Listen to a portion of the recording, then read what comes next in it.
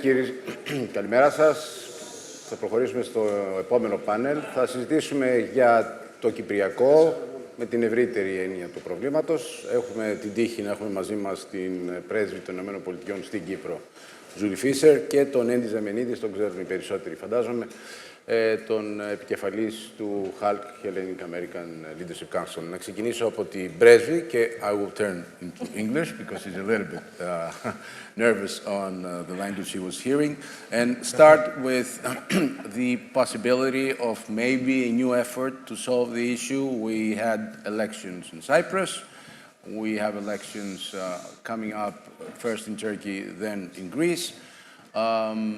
It's not as clear in these countries as it was in Cyprus, but assuming things move forward on the election front, do you see any possibility and under which conditions that there might be a new effort to solve the issue? Thanks very much. And really, it's such a pleasure to be here and to have this chance to talk about, particularly for the United States, what we're doing together with our partners in Cyprus. This question is such a critical one. It's such an important one. I was lucky enough to land in Cyprus just as the new president was coming into office. It seems like a really fortuitous way to start. And, you know, the benefit of having heard from the people of Cyprus, their selection after they got through their elections was absolutely critical. And, you know, President Christodoulides, as he has starting from his inaugural remarks at his inauguration, you know, made it very clear that he intended to resume talks, that he wanted to get back to the table, that he saw resolution of the Cyprus question as an absolute priority for his administration. From Washington, I think we have been equally clear in our support of resuming these negotiations. Of course, elections in the region are going to have an impact, right? As the people of Greece, as the people of Turkey go and express their views and cast their votes, what it is they seek in the future is going to have a very significant impact on Cyprus. Of course, there's no escaping that. But regardless of the outcomes, right, regardless of who wins, we from the United States are going to do all we can to facilitate a return to the negotiations table. It has very much been our view that the solution to the Cyprus question only comes from the island. It certainly doesn't come from outside parties. So as Cypriots lead this effort and the UN facilitates it, we will play our part in supporting those efforts. And of course, we continue, let me just say this, from our side, we continue to be absolutely clear in our support for a bizonal, bicommunal federation with political equality. There, you know, Washington is 100% consistent on this point. Let me, before moving to Endy, add also a dimension that the new president has made it clear that he wants to involve the European Union more. Of course, you're not the European Union, you're the US, but these two pillars, the US and the EU, are big players. How do you assess his approach in having the EU so much at the forefront? Let me say this, out of all my years being a diplomat, I know our European Union friends love it when the United States speaks for them. So I wouldn't dare, I wouldn't presume that. Look, I think the question of European Union involvement is one that can have a very positive impact on the discussions. And I think what's important here is how are we going to build to a different outcome than previous negotiations have led, where we've ended up in previous negotiations, right? The goal is, can we get to that actual agreement that is going to change the dynamics, that's going to unify the island? Can we do this in a way that is going to improve the lives of Cypriots across the island? And if the parties are going to welcome the European Union's involvement, certainly from the United States' point of view, we would see that as very positive. Endy, how do you see, to just answer that angle, the prospects of some movement, especially, I assume, given your position, I would ask, do you see Turkey willing to be more forthcoming? First, I want to say thank you to Simeon Tomoko, since I see him there, and it has been a wonderful forum so far. Thank you.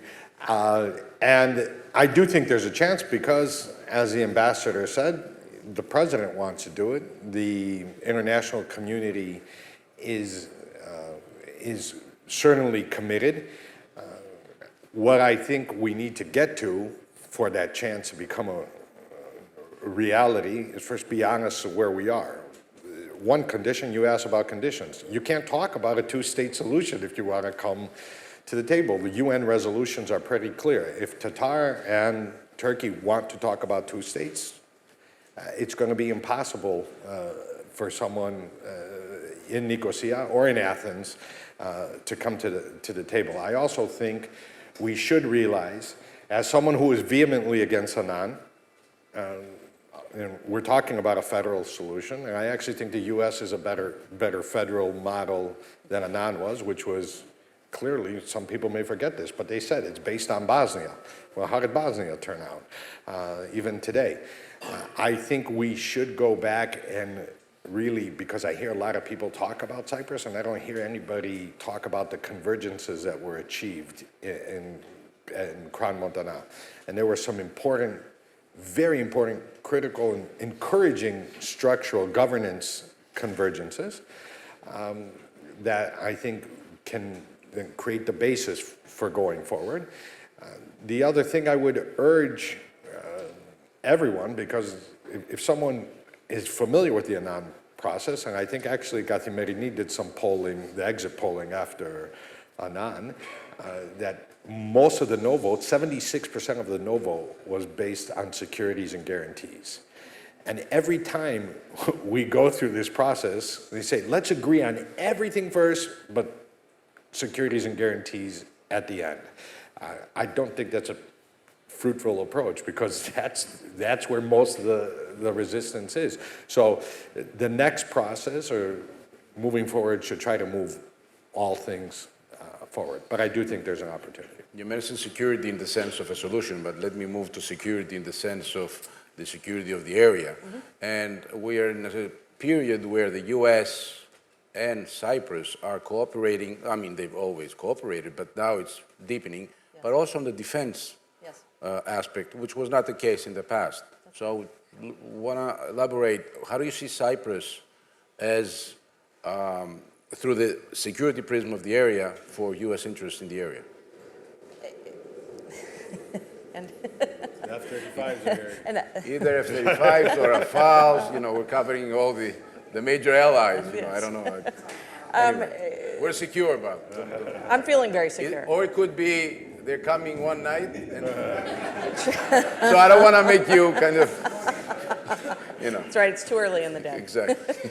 So, look, I feel like we have a really important story to tell when it comes to the growing security relationship that we have with Cyprus, and it is one of tremendous importance for us in the United States. And there has been a real change since about 2017 in terms of our thinking about the relationship and what we can do together in this respect.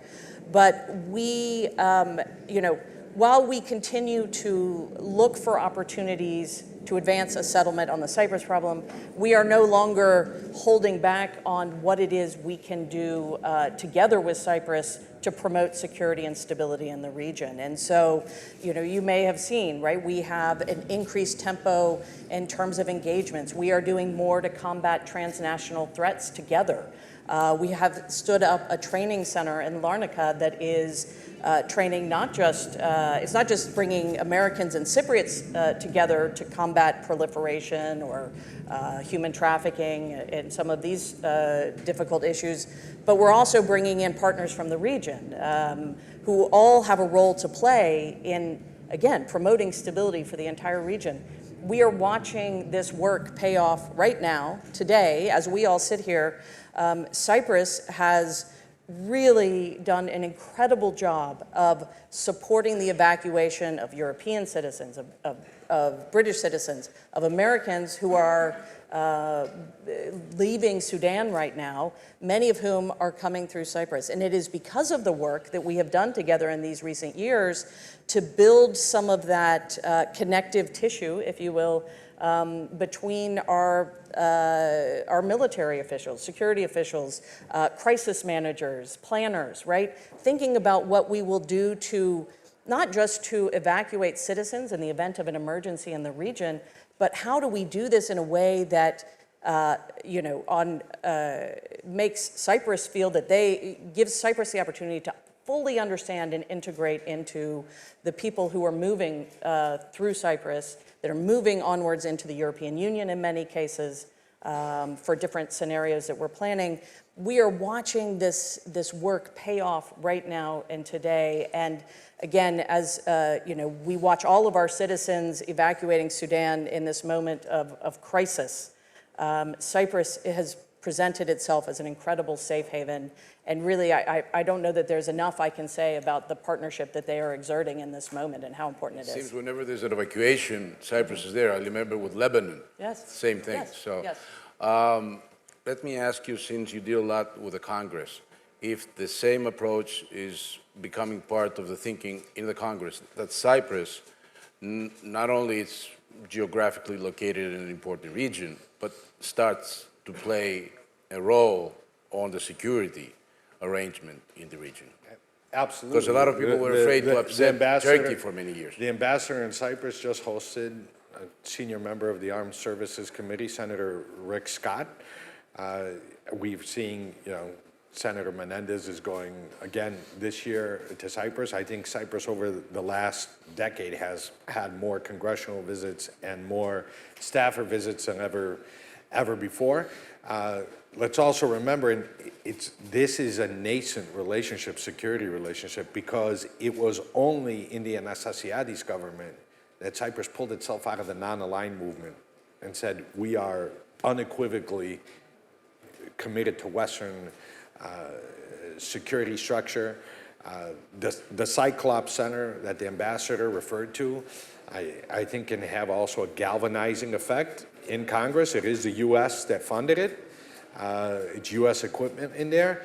And I believe in Congress, every time you have a hard asset, that seems to be getting good results.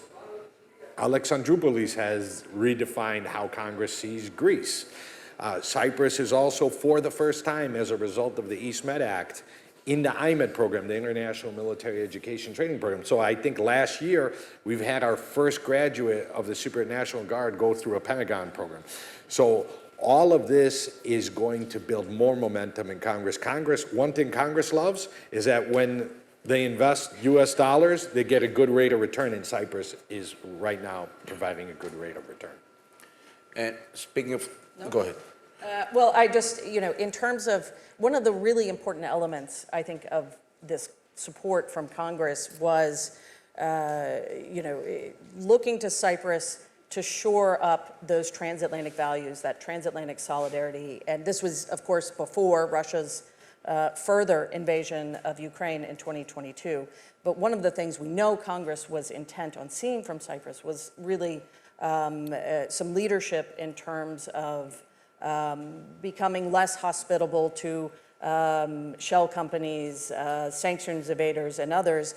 And again, this is an area where we have seen President Christodoulides and his team standing up and stepping forward in terms of being a member of the EU family, being part of the transatlantic family's response to countering Russia. And we have just announced a new round of sanctions this month. I was going to go, there to finish with this, with sanctions. Yeah. I mean, where are we there? Because, as you said, Cyprus, for better or for worse, was seen, or was, a little bit more hospitable to people and companies. So I'm just wondering, since you are announcing or announced sanctions, where are we in this front?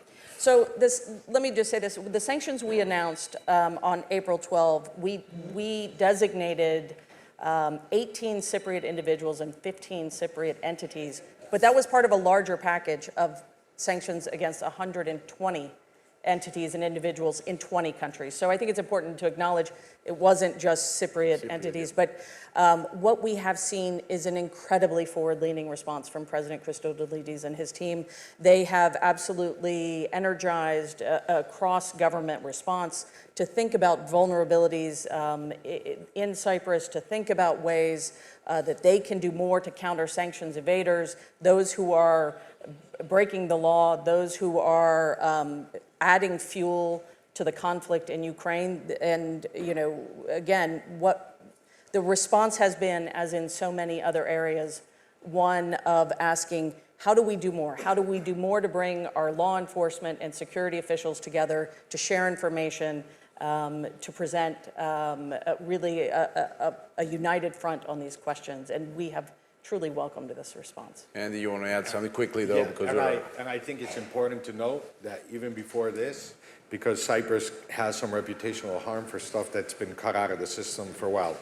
Cyprus, since its banking crisis, and this is why it's important that Nikos Christodoulides is a president, because he's carrying on those policies, has gone from supposedly money laundering haven to the OECD's whitelist. The Treasury Department, the U.S. Treasury Department, cleared Cyprus as one of its two conditions for the waiver of the arms embargo. Almost as soon as the East Med Act was passed, the U.S. Treasury put Cyprus on the whitelist. Cyprus, at the beginning of Russia's invasion of Ukraine, unilaterally cut off Russia's access to Cypriot ports. So I think, unfortunately, Cyprus should have done a little better PR. I don't know why they talked to 60 Minutes on an obvious hit piece, but when people are talking about Cyprus as a money laundering haven or an escape for Putin's friends, I think it's kind of old news. Thank you very much. And with this, we conclude and we'll move to the next panel. Thank you.